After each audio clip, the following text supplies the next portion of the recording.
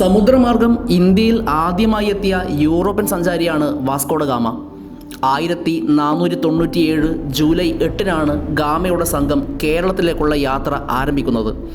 1488 Bartholomew Diaz എന്ന നാവികൻ good hope മുനമ്പ് കണ്ടെത്തിയ ശേഷം 1498 ഇന്ത്യയിലേക്കുള്ള കപ്പൽ മാർഗം വഴി ആദ്യമായി എത്തിയത് ഗാമയായിരുന്നു.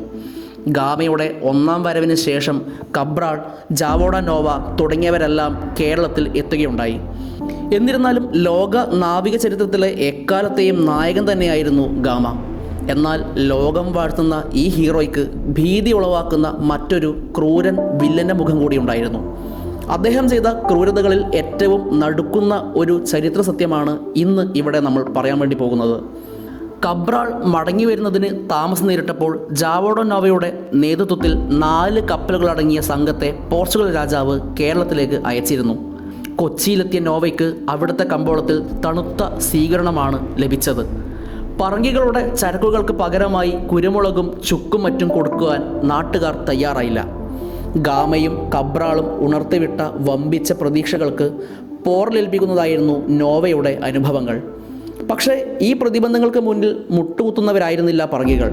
സമുദ്രത്തിൽ പൂർണ്ണ നിയന്ത്രണമില്ലാതെ ഭാരതീയ വ്യാപാരത്തിൻ്റെ കുത്തക കരസ്ഥമാക്കാൻ കഴിയുകയില്ല എന്ന് അവർ പഠിച്ചു. അറബിക്കടലിൽ തങ്ങളുടെ കുത്തക സ്ഥാപിക്കുവാനും ആ അധികാരത്തെ ചോദ്യം ചെയ്യുന്നവരോട് എന്തു നഷ്ടം സഹിച്ചും പകരം വീട്ടുവാനും പോർച്ചുഗൽ രാജാവ് ഒരുക്കമായിരുന്നു. പുതിയ അനുഭവ പാഠത്തിൻ്റെ അടിസ്ഥാനത്തിൽ സുസജ്ജമായ ഒരു നാവികസേന സജ്ജീകരിക്കുകയും ഇതിൻ്റെ നേതൃത്വം വാസ്കോഡ ഗാമയെ അദ്ദേഹം ഏൽപ്പിക്കുകയും ചെയ്തു. ഈ നാവിക വ്യൂഹത്തിൽ 15 കപ്പലുകളും 800 സൈനികരുമാണ് ഉണ്ടായിരുന്നത്. എല്ലാ കപ്പലുകളിലും കൂറ്റൻ പീരങ്കികളും വെടിമരുന്നും നിറച്ചിരുന്നു. അതിൽ 10 കപ്പലുകൾ ഗാമയുടെ നേരിട്ടുള്ള ചുമതലയിലും 5 എണ്ണം വിൻസെൻ്റ് സോദരയുടെ നേതൃത്വത്തിലുമായിരുന്നു ഉണ്ടായിരുന്നത്. ഗാമയുടെ കപ്പലുകൾക്ക് നിർവഹിക്കാനുള്ള ദൗത്യം സാമൂതിരിയെ ശിക്ഷിച്ച് ഭാരത വാണിജ്യം മുഴുവൻ പറങ്കികൾക്ക് നേടിക്കൊടുത്തതിന് ശേഷം നാട്ടിലേക്ക് മടങ്ങുക എന്നുള്ളതായിരുന്നു. സോദരയുടെ നേതൃത്വത്തിലുള്ള 5 കപ്പലുകൾക്ക് അറബിക്കടലിൽ സ്ഥിരമായി താവളമുറപ്പിച്ച് പൗരസ്ത്യ നാവിക വ്യൂഹമായി പ്രവർത്തിക്കുവാനുള്ളതായിരുന്നു. ഈ കാവൽ കപ്പലുകളുടെ ചെലവ് അവർ നടത്തുന്ന കൊള്ളയിൽ നിന്ന് നിർവഹിക്കണമെന്നായിരുന്നു വ്യവസ്ഥ.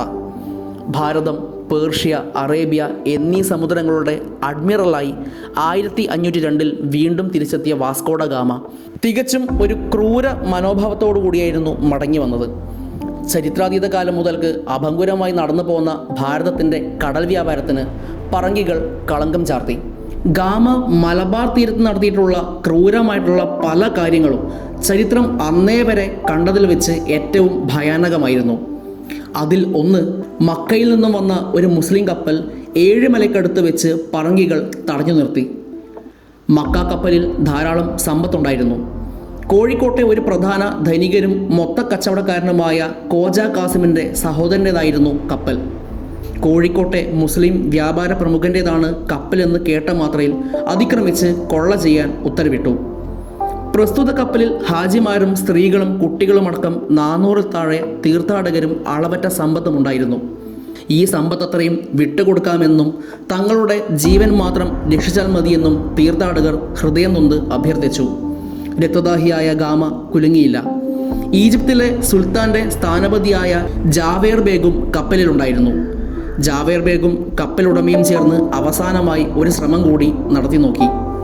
ഞങ്ങളുടെ മുഴുവൻ സമ്പത്തും ആയുധങ്ങളും താങ്കളുടെ മുമ്പിൽ അടിയറവ് വയ്ക്കാം. കയ്യും കാലും ബന്ധിച്ച് ഞങ്ങളെ കോഴിക്കോട്ടേക്ക് കൊണ്ടുപോകാൻ ആജ്ഞാപിക്കൂ. അവിടെ വെച്ച് ഒരു പൈസയും പ്രതിഫലം വാങ്ങാതെ തന്നെ നിങ്ങളുടെ മുഴുവൻ കപ്പലുകളും നിറയെ കുരുമുളകും മറ്റു സുഗന്ധവ്യഞ്ജനങ്ങളും കയറ്റിത്തരാം. ഞങ്ങളുടെ ഭാഗത്തു നിന്ന് യാതൊരു പ്രതികാര നടപടിയും ഉണ്ടാകുന്നതല്ല. ഞങ്ങൾ പ്രതിജ്ഞ ലംഘിക്കുകയാണെങ്കിൽ വെടിവെച്ച് കൊന്നോളൂ. ഇങ്ങനെയെല്ലാം പറഞ്ഞിട്ടും ഗാമയ്ക്ക് ഒരു കുലുക്കവും ഉണ്ടായിരുന്നില്ല. ആദ്യം ആയുധമെല്ലാം അടിയറവ് വെപ്പിച്ചു. പിന്നീട് കപ്പലിലെ സമ്പത്തെല്ലാം കൊള്ളയടിച്ചു. അതിനുശേഷം യാത്രക്കാരെയെല്ലാം ചരക്കറയിൽ അടച്ചുപൂട്ടി കപ്പലിന് തീ കൊടുക്കുവാൻ ആജ്ഞാപിച്ചു. വെന്തെരിയുന്ന മനുഷ്യരുടെ മരണ പരാക്രമങ്ങൾ കപ്പലിലെ നിരീക്ഷണ കവാടത്തിലൂടെ നോക്കിക്കണ്ട് ഗാമ മതിമറന്ന് ആഹ്ലാദിച്ചു. ഭാരത സമുദ്രം സാക്ഷി നിന്ന അതിനീചമായ ആദ്യത്തെ അരുങ്കൊലയായിരുന്നു ഇത്.